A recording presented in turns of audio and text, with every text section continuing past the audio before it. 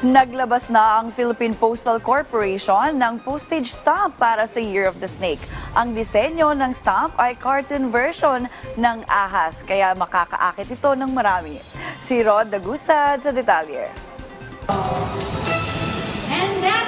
Ngayong papalapit na ang Chinese New Year, naglabas ang Philippine Postal Corporation ng Year of the Wooden Snake inspired na postage stamp. Ayon kay Postmaster General Luis Carlos, hindi naman bad luck ang snake at base sa Chinese calendar ay maganda ang dala nito ngayong taon. Although nga sabi natin, snake is always lagi halos ang tao na pag snake ang pinag-uusapan. But the wooden snake in the Chinese calendar is very a good year, no?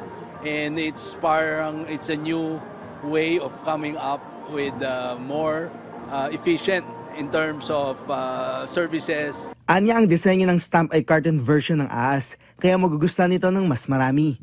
Sa launching pa lang, marami na ang bumili kasama na mga nangungolekta, lalo't nasa 20,000 lang ang kanilang inimprentang stamp. Kasabay nito, inilunsad din ang isang stamp exhibition sa isang mall sa Maynila, at lilipat yan sa iba't ibang branches ng naturang mall chain hanggang February 2. Tampok dito mga collector's item ng Philippine Philatelic Federation Incorporated na mga Chinese zodiac stamp. Samantala, itinutulok ng PhilPost na magkaroon na ng bagong 7-digit alphanumeric zip code PH. And we're asking Congress already to come up with a bill. It's almost in its last reading, nasa finish line siya, that there will be a 7 alphanumeric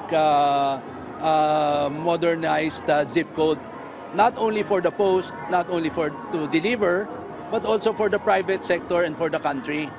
Kasama rin sa nais mabuo ng PhilPost ay ang pagkakaroon ng mga barangay postal stations na makakatulong para mas maabot pa ang mas maraming lugar sa bansa.